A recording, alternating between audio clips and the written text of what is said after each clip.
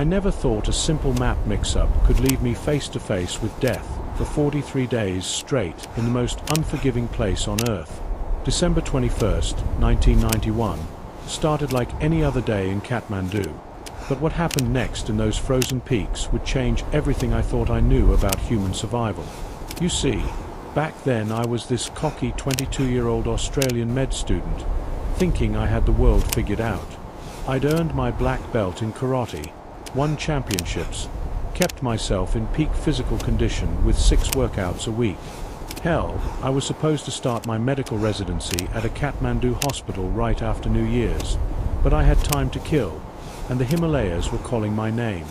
My buddy Tim and I had already knocked out the Jomsom Trail in September, like it was a weekend stroll through the park. We felt invincible, you know?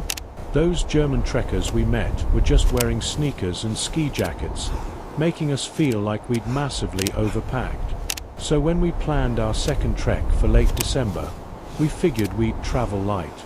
Big mistake. The kind of mistake that nearly costs you everything. But here's where it gets interesting. We weren't even supposed to take the Gosainkhund trail. We were heading for Halambu when those same Germans handed us a newer, better map and told us Halambu wasn't worth the effort. That map, that single piece of paper, would become the difference between life and death.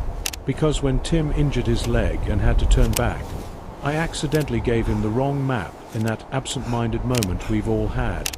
The one with Gosainkhund marked on it. The one I needed. Tim also forgot to give me our only lighter. Just 2 small oversights that would haunt me for the next month and a half.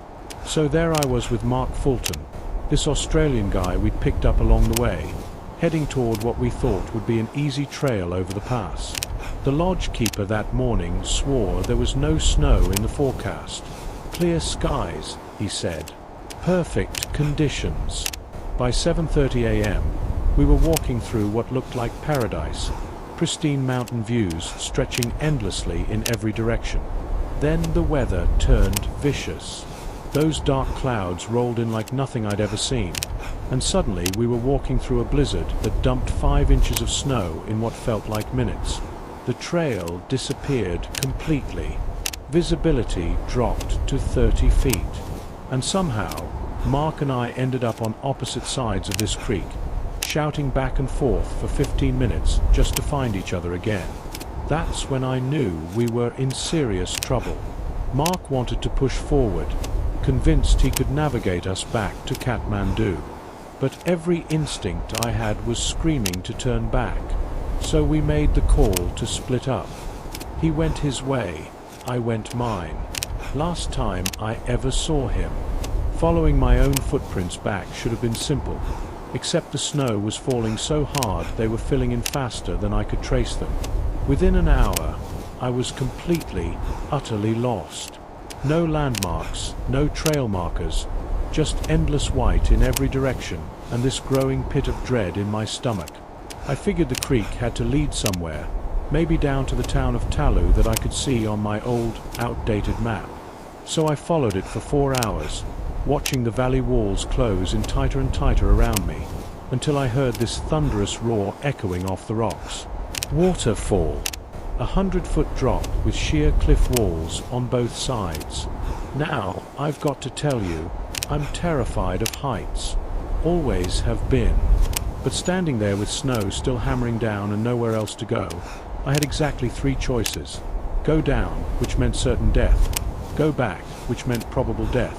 Or go up these slippery, ice-covered rocks with nothing but my bare hands and a prayer. The climb took 2 hours. 2 hours of hanging by my fingertips, slipping on frozen ledges, knowing that one wrong move would send me tumbling down to join that waterfall.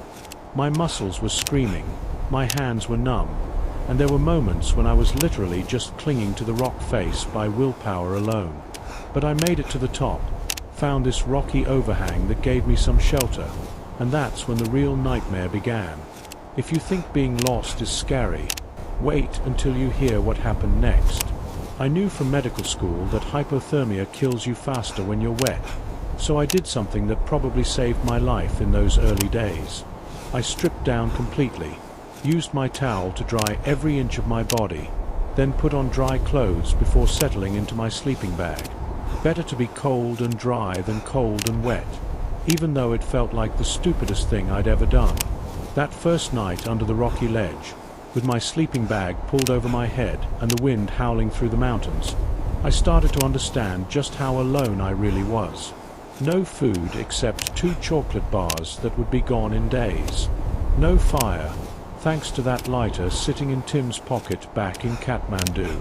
No way to signal for help. Just me, the elements, and this growing realization that I might not make it home for Christmas. Or ever. The next morning, I tried following a different creek, hoping it would lead me out of this maze of ice and stone. But the snow was so deep I could barely move. After 2 hours of exhausting myself, I'd covered maybe a kilometer. The banks were slick with ice, and every time I tried to climb out of the gully, I'd slip and fall right back down to the bottom. By 4 p.m., I found another overhang and went through the same ritual. Strip down, dry off, try to stay warm. But this time, my feet were completely numb. I couldn't feel them at all, no matter what I tried. And that night, shivering worse than I ever had in my life, I was certain I wouldn't see morning. That's when I wrote the letter. I pulled out my pen and notebook and started writing to my family, trying to apologize for the heartbreak this would cause them. The guilt was overwhelming. Here I was, this accomplished athlete and med student who should have known better, and I was about to die alone on a frozen mountain because of a couple simple mistakes. But morning came anyway, and then another morning, and another. Days started blending together in this surreal routine of trying to trek out, being turned back by the weather or terrain, returning to my rocky shelter, and fighting off the cold for another night. The 2 chocolate bars disappeared quickly, leaving me with nothing but snow to eat. Snow for breakfast, snow for lunch, snow for dinner. You know what hunger feels like? I thought I did. But real hunger, the kind that gnaws at your insides every waking moment and follows you into your dreams, that's something else entirely. After about 2 weeks, though, something strange happened. The hunger just faded. My body had given up expecting food. That's when I started using my karate training differently. Instead of thinking about food constantly, I'd focus on specific techniques, movement patterns, entire sequences. I'd visualize every detail of a kata, every shift in weight, every breath. It was like meditation, and sometimes it was the only thing that kept me sane. But my feet were getting worse, much worse. One day, I took off my boots and socks and saw that my feet had turned completely blue. Dead blue. I pulled out the dissection scissors from my medical kit and jabbed them into the side of my foot. Blood flowed immediately, but I felt absolutely nothing. No pain, no sensation, nothing. I knew what this meant. Even if I survived this ordeal, I was probably going to lose my feet. The frostbite was that severe. If you've ever faced the possibility of losing part of your body, you know that fear. But in that moment, something even worse interrupted my thoughts. Animal screams. Horrifying, violent sounds echoing through the mountains. I ripped the sleeping bag off my head and peered over the rocky ledge. About 100 feet away, there was a bush shaking violently, and then this massive black shape emerged into the clearing. Himalayan black bear. Bigger than anything I'd ever seen, and it was looking right at me. Here's where things get really dark. I grabbed those dissection scissors, the same ones I just used on my foot, and I started shouting at the bear, not to scare it away, but to call it down to me. In that moment of complete insanity, I thought the bear could give me a quick end to all this suffering, but the bear got spooked and ran up the slope instead. For the next 5 nights, I heard it moving around near my shelter, and I waited to be attacked. Part of me still hoping for that quick resolution. Meanwhile, back in the civilized world, my sister Joanne was getting the news that would change her life forever. December 29th. 5 days after I was supposed to meet Tim for dinner in Kathmandu. The phone rang at her house in Brisbane, and Tim's message was simple and devastating. James is missing. The Australian Foreign Affairs Department got involved immediately, recommending a mountaineering expert named Carl Harrison to lead the search. Multiple rescue teams entered the Himalayas over the following weeks. Some got turned back by weather. Some got lost themselves. It was becoming clear that finding one person in that vast, frozen wilderness was nearly impossible. But here's where the story takes an incredible turn that still gives me chills. Joanne flew to Nepal after 2 weeks of waiting for news that never came. She was desperate, willing to try anything to find her brother. That's when a local woman at the airport made the strangest suggestion: consult a Buddhist Lama. To an Australian, this seemed completely ridiculous. But desperation makes you consider things you'd normally dismiss. So Joanne scheduled a meeting with this Lama, showed him the map of where I was believed to be lost, and asked for his help. The Lama prayed silently for a few seconds, then dropped his finger on a specific spot on the map, a triangle formed by the towns of Fidi, Gopt, and Talu. He told her that's where they'd find me. The problem was, mountain experts said there wasn't even a route that would lead to where he pointed. It seemed impossible. But when they finally tracked down Mark and learned that we'd separated between Fidi and Gopt, suddenly that impossible triangle started making sense. Day 30 of my ordeal, I heard something that made my heart race for the first time in weeks.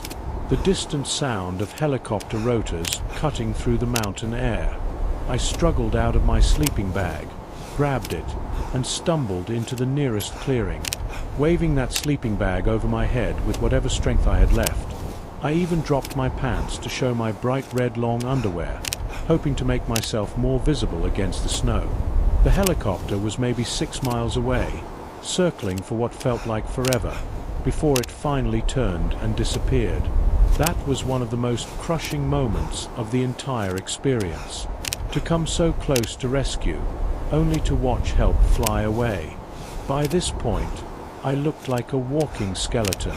My once muscular body had wasted away to almost nothing. I'd developed mouth ulcers and a severe throat infection. Every part of me hurt, and I was so weak I could barely stand. That's when I seriously considered ending things myself. The only thing that stopped me was knowing my family would eventually find my body and see exactly how much I'd suffered before death. I couldn't put them through that. 42 days in, I heard the helicopters again. This time, I pulled myself out of that sleeping bag one more time and waved with every ounce of strength left in my body. For 20 minutes, that helicopter circled directly over me before I collapsed in the snow from complete exhaustion. But this time was different. This time, I knew they'd seen me. The radio crackled at rescue headquarters, and a voice came through saying they'd found James Scott, and he was alive. The rescue team had to repeat the message twice because it seemed too incredible to believe. Joanne couldn't even respond. After 43 days, her brother was coming home. Up on my mountain ledge, I was lying in my sleeping bag, listening to the same sounds I'd heard for over a month. Wind and silence. But then something new interrupted the pattern. Voices in the distance. My first thought was that hypothermia was finally making me hallucinate. This was it. Death was coming. But those voices kept getting closer, so I took a deep breath and whistled as loud as I could through my teeth. A whistle came back. I sat up in my sleeping bag and shouted, and then I saw them. 2 rescuers crouching down to look under my rocky overhang. One of them asked if I was James Scott from Australia, and when I said yes, they both dove under that ledge and started hugging and kissing me. One of the rescuers looked at me and said I was a god. When I asked why, He told me that no one had ever survived in this part of the Himalayas for more than 10 days. I'd made it 43. The next morning, they attached me to a harness and pulled me up into that helicopter. At the landing pad, Joanne was waiting, and when I walked toward her as she ran to me, that embrace felt like coming back from the dead. She barely recognized me. I was dangerously thin, filthy, bearded, and that would be the last time I'd walk on my own for months. But I would eventually make a full recovery. The spot where they found me was exactly where the Buddhist Lama said I would be. If something like this has ever happened to you, drop "survived" in the comments. And if you think you know how someone could survive that long in those conditions, let me know what you think in the comments below. Also, if you want to hear more impossible survival stories that actually happened, make sure to subscribe, because I've got some that will absolutely blow your mind. Absolutely blow your mind.